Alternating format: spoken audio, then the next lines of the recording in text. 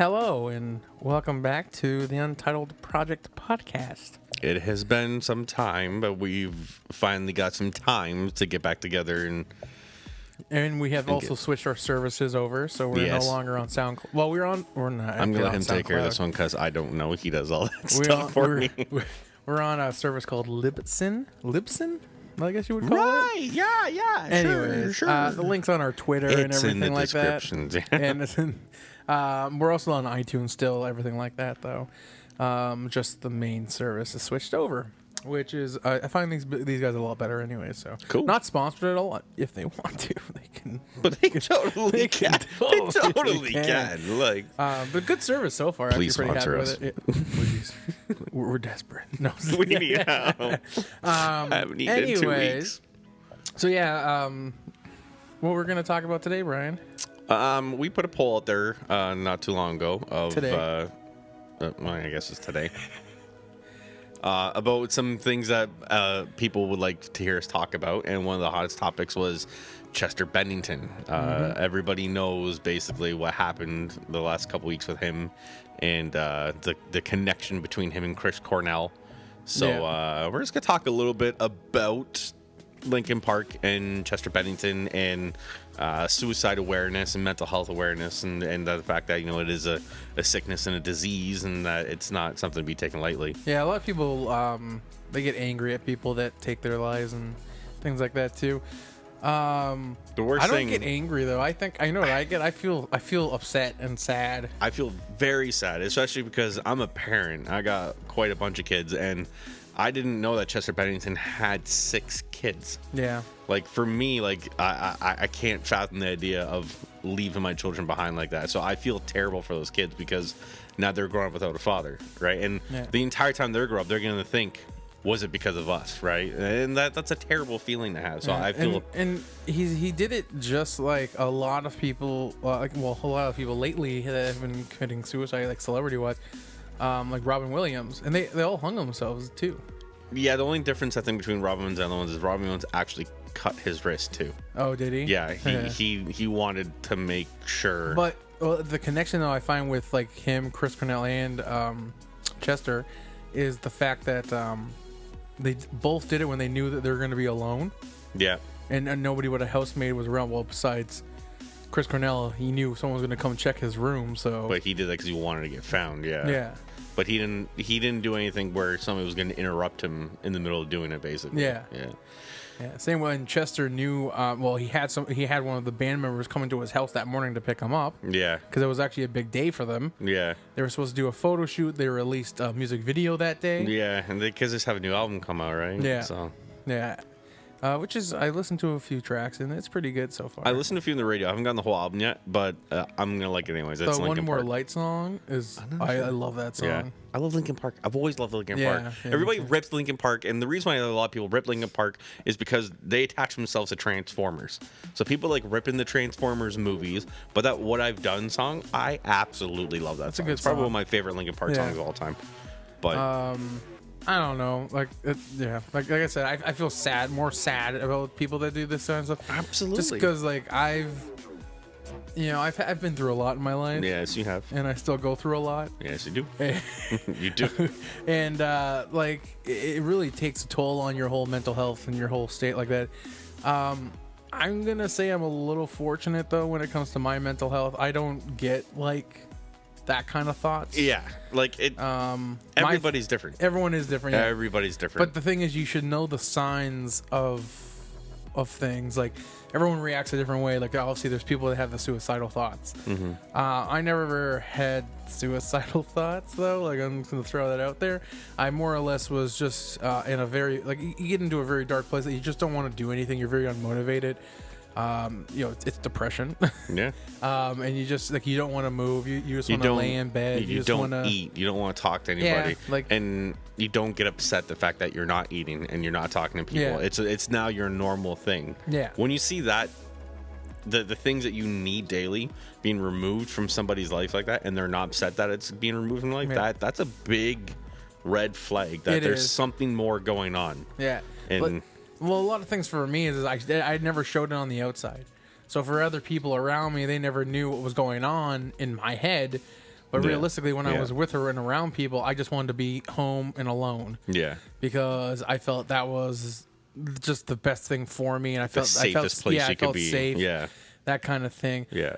We'll say to this day I still go through spats. It's a lot less than when I was going through my whole ordeals. Well, it doesn't take much for anybody to get to that point, and No. that's another common perception that people are saying. You know, like, how could Chester Bennington or Chris Cornell kill themselves? Right? Yeah. They're rock stars, they're millionaires, they're world renowned. They want for nothing no matter where they go. Yep. Well, okay. Do you know what they've gone through in their life though? Do you know what goes on behind closed doors? Apparently, Chester was sexually abused As a child, from a male in his family. Okay, now here's what I was talking about earlier. There is a conspiracy out there because when rock stars die, there's always a conspiracy that somebody murdered them. There's a conspiracy I read online about Chris Cornell and Chester Bennington. They were both very, very close with each other. That's why supposedly Chester killed himself on Chris Cornell's birthday. Yeah. The same way that Chris Cornell killed himself too. So what I found out was that the two of them have actually gotten together recently, and they're putting on an advocate or like a program for sexually mentally abused children. And what they're trying to do is they're trying to make awareness for it. So they're trying to do rallies and they're trying to protect children from it. Find predators. Like Ashton Kutcher is doing one of these things too. He's spending a lot of his money to protect abused That guy's children. got so much money. He's so smart with money. That Do you know guy. that Ashton Kutcher has over like 150 different investments in little companies? Yeah, he's on Shark Tank now too. If he cashes out his investments now, he'd be a multi-billionaire. Yeah. That's insane. And Anyway.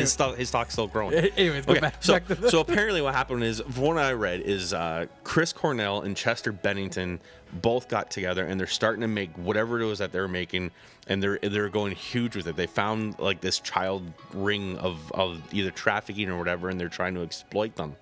So everyone's saying, okay, well, Chris Cornell was murdered You mean because expose them, not exploit them, right?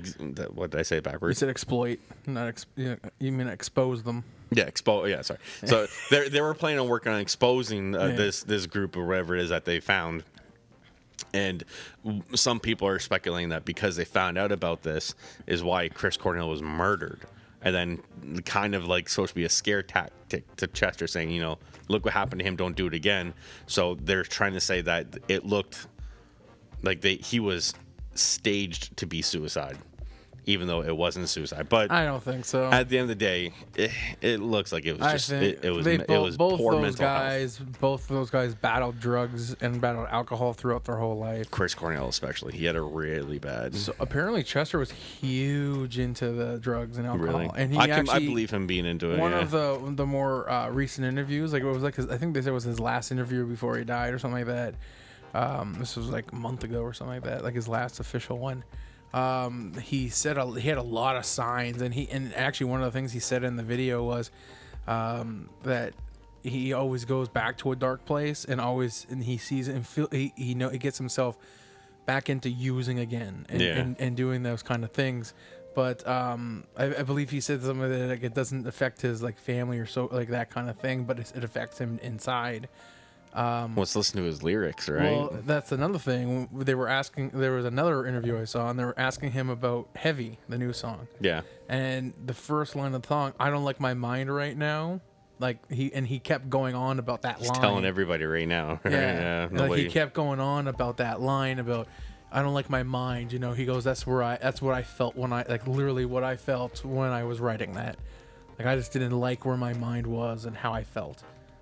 So And it's so hard though, because like I said, like on the outside, people who are like that legitimately depressed and suicidal and like hurt about things, they will never tell you. No. They will never let you know. I never told anybody. No, like they never did, because they don't want that attention on them. They just want to sit and stew in their own thoughts and do whatever they want to do. And they if they're that deeply depressed and suicidal, if they tell somebody, it's going to stop them. Yeah. Right. And they don't want to be stopped. They want to continue on with what they're doing, like Chester and Chris Cornell did. Right. They knew what they wanted to do, and they kept it quiet from everybody to do what they wanted to accomplish. Yeah. Well, I'm the worst person for this. You know, I never went and talked to anybody. a therapist or counselor, anything like that. I never went. But the thing is, though, I'm very advocate for, like, if you feel like that's going to help you, if you feel like you need that, definitely do it. Do I think I should do it sometimes?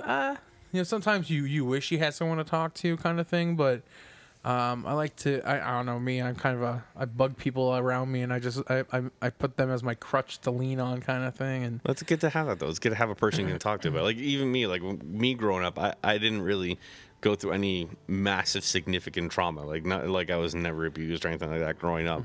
The worst thing I had to deal with was my parents splitting up when I was younger.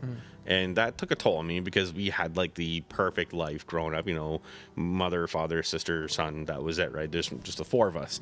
And then when my parents broke up, it was like a nuclear bomb on Beaver Cleaverville. Like, it just destroyed everything on me.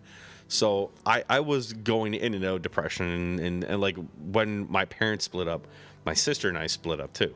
So like my mom moved in with my sister, and my dad and I moved out, and I was like that for almost 5-10 years before like I even saw my mom again. Like, and that's a huge deal, right? Yeah. So I like little things like that. Like, that's not a small thing, that's not a big thing, but it's not like I was abused in any way, right? It's a little thing, but that got me depressed though, right? And like it got me to the point like once my dad finally decided to choose liquor over me, and I had to move back into my mom's, that was even more of a shock because now I got to reinstitute myself to my mom again and my sister again. I don't know how they live. I don't know what they do in their house anymore because I just talked to my mom on the phone. I'd see her a couple days on the weekends here and there, and that was it. So like that got to me pretty bad because now I don't get to see my dad anymore. I don't get to hang out with him anymore.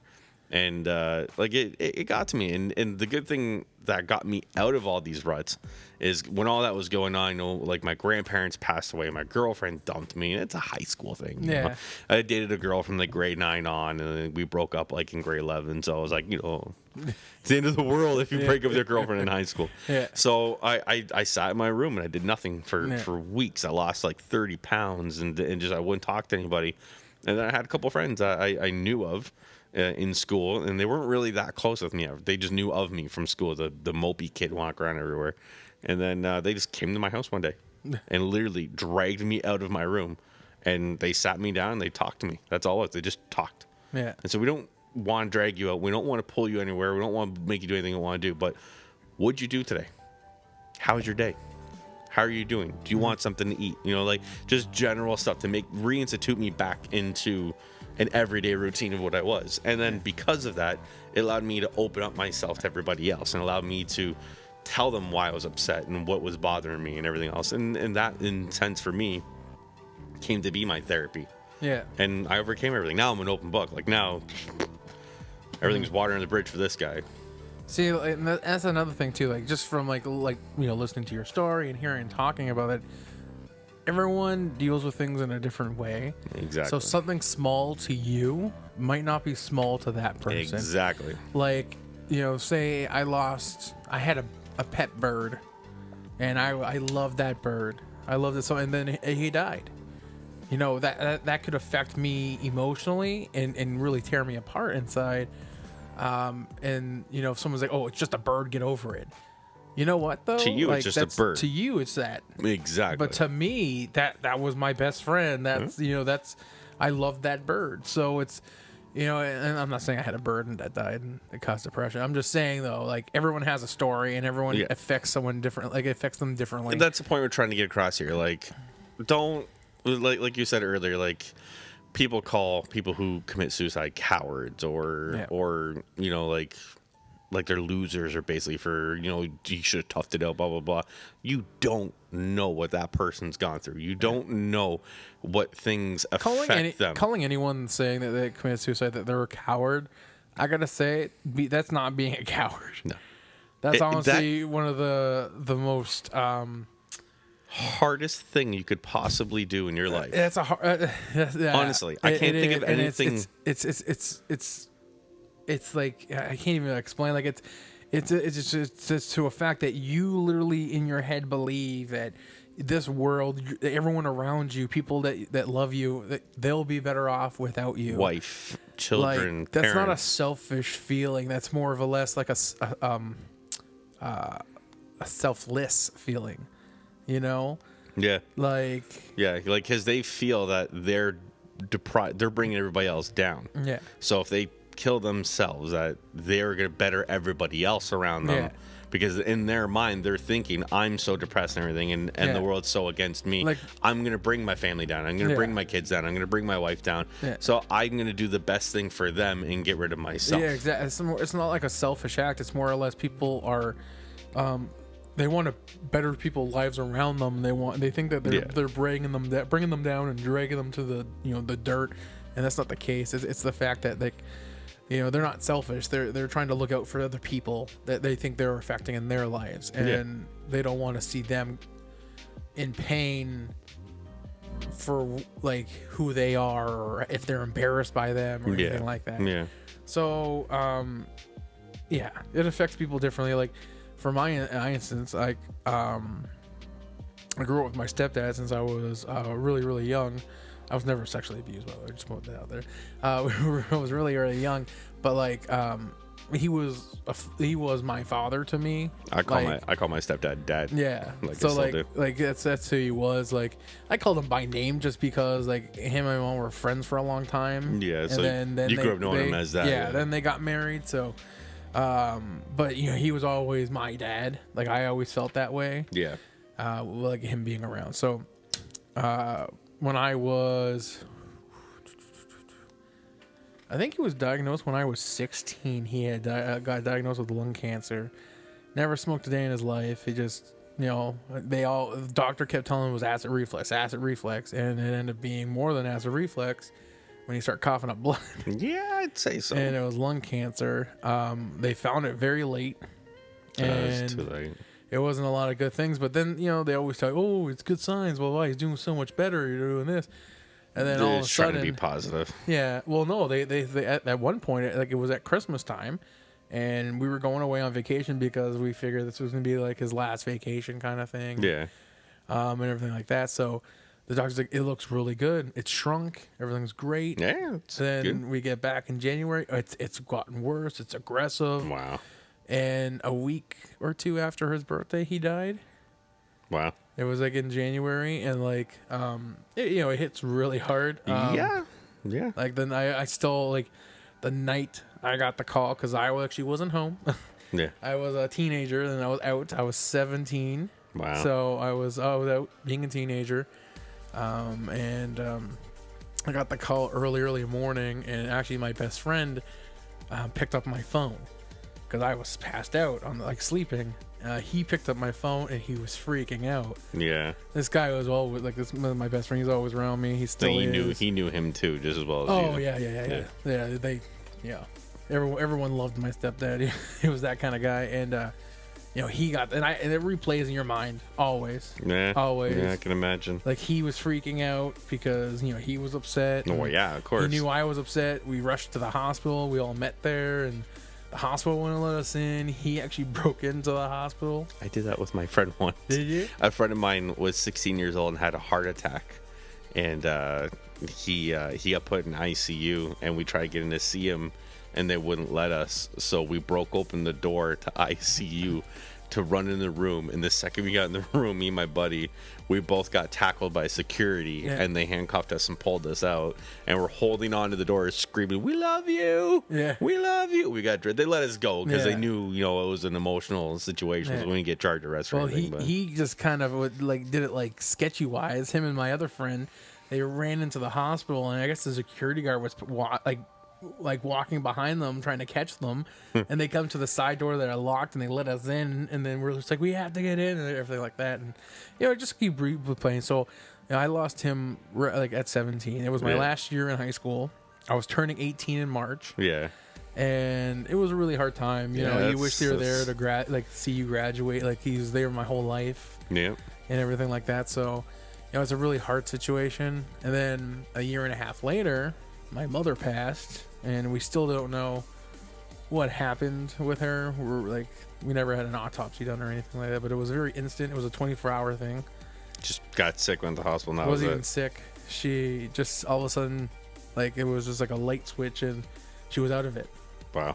And Like they don't know if it was like a brain aneurysm, a stroke, anything like Could have that. been, yeah, it could have been anything like that, right? If it was like that instant thing like that, it could have been anything. And then the hardest part was that like she was here the whole time, and even though she was dying, she was still in and out of consciousness, kind of thing.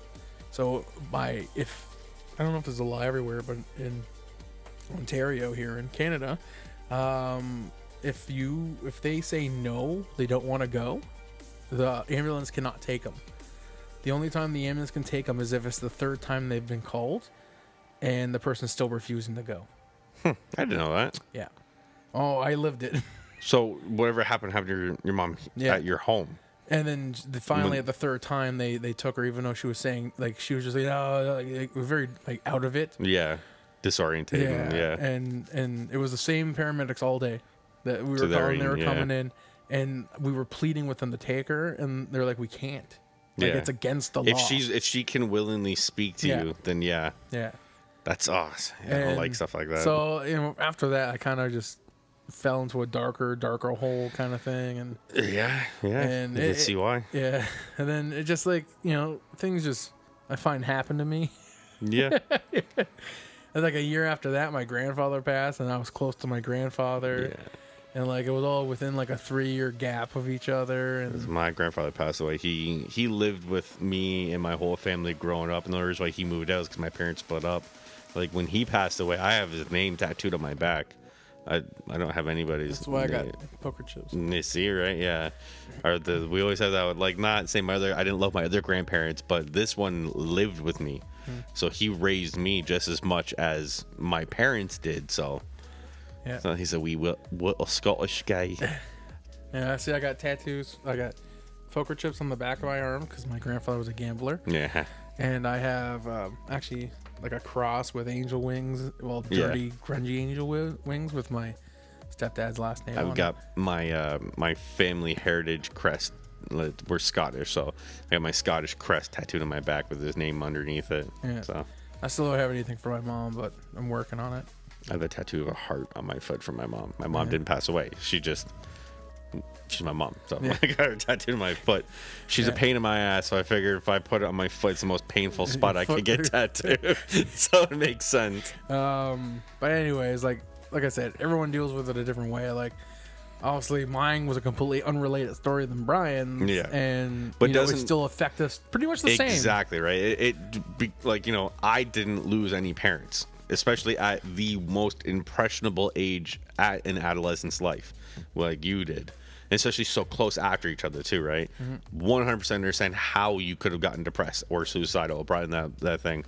Because people on the outside will look at you and be like, oh my God, the guy just lost both his parents. Yeah. He's going to go down the spiral. Yeah. I didn't lose my parents. Nobody doesn't understand the fact that I could have been hurting more than you, right? Just because that's the way my life ended, like that affected me, right? Like the way that my family split up affected me differently than the way that you lost your parents affected you. So don't think anybody, like, no, don't think about it. Like, what I'm trying to say is like depression can hit anybody. Yeah. From any kind, any shape, any form. Don't get the misguided sense that something drastic has to happen in order for you to be depressed. Yeah, like someone doesn't have to be sexually assaulted or anything like that. Like, depression comes from all state. And I'll also throw that out there, by losing someone that's close to somebody. I think the last thing people want a lot of the time is sympathy.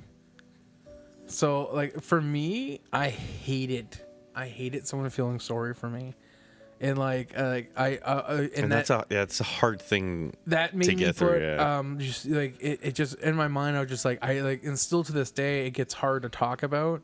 And I know my girlfriend likes to tell me it's because I'm not over it or anything like that, but but it's not that. It's just like it's just hard to talk about because you feel like you've always repeated it's the same broken record over and over again. Yeah, and that's why you won't want to hear it. It's really hard. And then people are like, "Oh, I'm so sorry," and then it's like, I don't want you to feel sorry for me. Like it's like that's in my case. That could be totally different for everybody else. Yeah. But like I just felt like don't feel sorry for me. I just.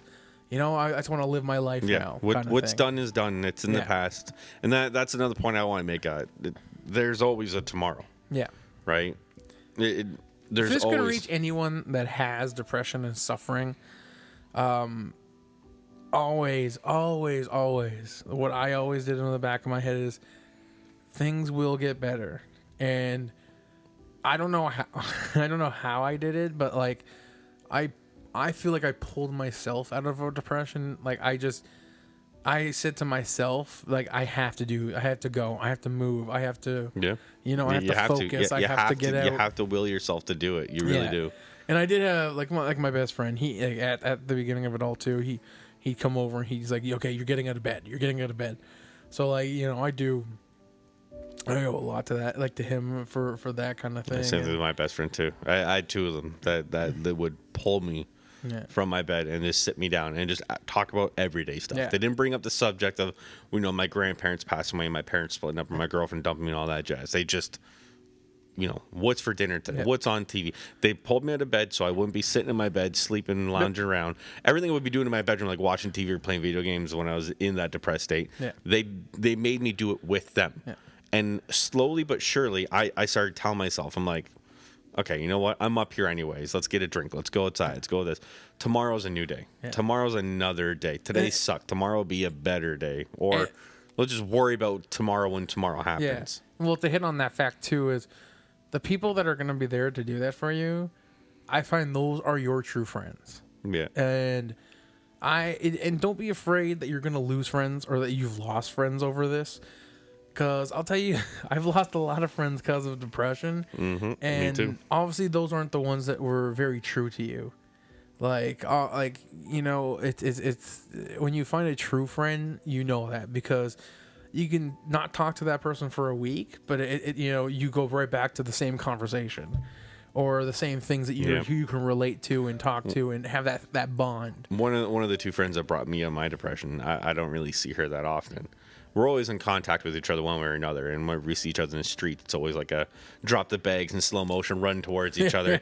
But like we have that bond. If I were to call her tomorrow and say I need you to be at my house in an hour, she'd be there in 30 minutes. Yeah. Like no matter what, she knows right away. If I were to say it, my best friend, the other guy, he's still around, very much around. So I see him all the time too. And same thing with him. Like he's got a very busy life. He's got a career thing he's doing. But if I were to call him and say no questions asked, you need to come over right now, he'd be there in a minute. Yeah. So and they've always been like that for me ever since I got like that. Yeah. And honestly, I like to surround myself with people like that now, like the people that that care. That if you ask them for something, it's not like... Is that why you want to be friends with me? Yeah.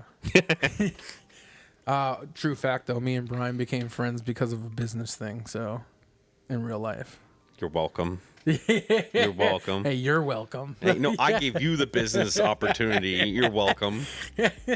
But... You're ruining it. Yeah. No, but, like, it's honestly, though, like, even... Like, we haven't known each other... We've known each other for a year. Not even. About that, yeah. And like I talked to you about a bunch of stuff out of my life, and vice versa. Like what I mean. So sometimes the best person to talk to if you're depressed is a complete utter stranger. Yeah. Because they won't. Not that they won't or they don't.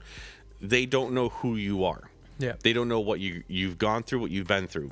They're going to be a completely unbiased judgment on you. You can tell them your woes all you want. Tell them your sad story, everything that happened to you. They won't have a biased judgment that maybe your friends or family will. Because your family will say, oh, he's just being dramatic. Get out of bed. Your friends might say the same thing. Oh, he's not the same person anymore. We don't like hanging out with him. Sometimes that stranger can look on the outside and say, hey, everything's going to be okay, man. Don't worry about it. Because like my two best friends that pulled me out of my rut were complete strangers. Mm-hmm. The reason why we're best friends now is because they decided to step up and say, hey, this guy looks super depressed. Let's talk to him about it. And they showed up at my house one day. Yeah. And now we're all best friends. Yeah. So sometimes if you need somebody to talk to, just wait for that right person to talk to. It could be a complete stranger, somebody you don't know. And you don't know who you're going to be friends with in the future. Just find that person and go from there. Yeah. Let's close this out. Like, I know this was more like a Chester talk, and we really didn't hit all the the things that we want to talk to. But I think we branched off. We started talking about Chester, and the whole thing's about Chester Bennington, and then we kind of started going our own little thing. Yeah. Which you know what? Honestly, though, like if even if you know somebody that's going through something, and in some way you think that our voices, us talking to them, can help them. Send them our podcast. Let them take a listen to everything. Let them know that tomorrow is going to be a brighter, bigger day, and that there's always going to be that tomorrow. And just to look forward to it. If anybody out there suffering, we're going to put those hotline numbers in the descriptions. Yeah, it's like suicide awareness. Suicide awareness lines and everything like that. Yeah. Also, if you want to just talk to us, shoot us a message on Twitter. We read our DMs. We're both always on Twitter. Yeah. Actively. So just message us. Talk to us.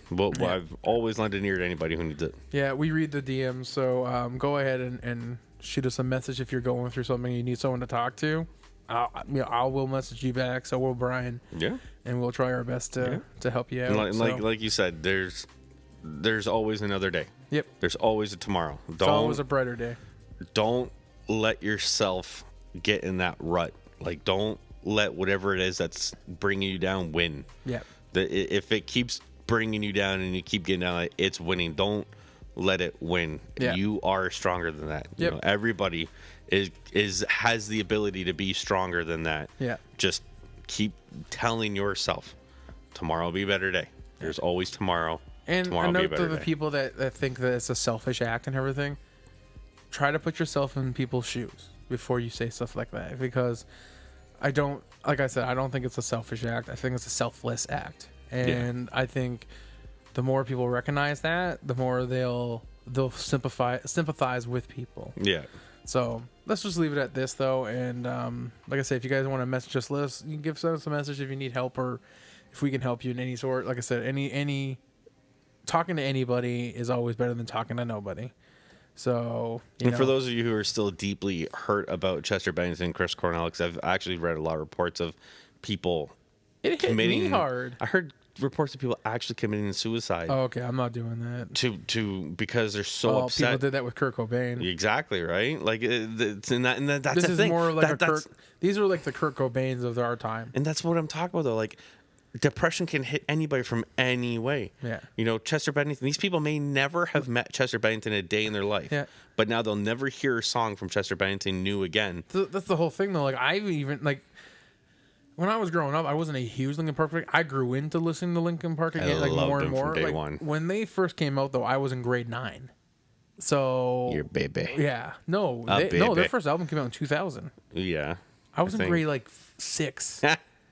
So he's the wee one. Yeah. So, I grew up with him, and I think his death kind of hit me the most. Of like, I still don't believe it. Crap! I still don't believe it. Like, to me, it still feels like a Hollywood scam. Yeah. Like, it's still like I'm reading like a National Explorer or something like that, Yeah. and I'm like, oh, Chester Bennington spotted in Sam Montana or whatever. Like, I find myself watching I see the videos come up on like YouTube, so I click on them and I watch them. Yeah, I absolutely will. What I want to say, though, is if you have your own Chester Bennington story, something that made you feel good about him, message us on Twitter or our Facebook page if you want to go in there and just tell us how he made you feel happy about. Because also, this is probably going to be uploaded to YouTube, so you can just leave it in the comments too. Comments too. I grew up, like, when I was going through my depression phase, I listened to a lot of music. Music was one of the really big things that got me out of it. Yeah, same here. And Linkin Park, by all accounts, was definitely one of them. It was heavy, it was rock, it was Wasn't that rapping. one of the first messages I said to you? Was he helped so many people get out of depression and helped him, like, so many people by listening to his lyrics, by his words. I just love his voice. He stopped people from committing suicides and like, he stopped people from having that get out of depression. Yep. And like, I know there was other people that played a role into writing songs, but apparently he did like 95% of the work for lyrics. Yeah, every word that came out of his mouth was his. Like, what's Mike there? Mike, the rapper. I can't remember his last name either. Fort Minor. Yeah, that's his rap name. But apparently he does a lot too. He probably wrote all of his bits. Yeah. But like, apparently Chester, he was very, very like detail oriented with his stuff. I believe it. And like, leave comments on our stuff. Send us messages, tell us your story, your Linkin Park story. We want to hear it. We'll leave it at that for now. All right. Well, let's sign off. All right. I guess we're done for the day. We're good. We're done. All right. All right. Again, there's always a tomorrow, folks. Don't let any kind of sickness like that beat you. You are stronger than that. All right. Goodbye. Goodbye.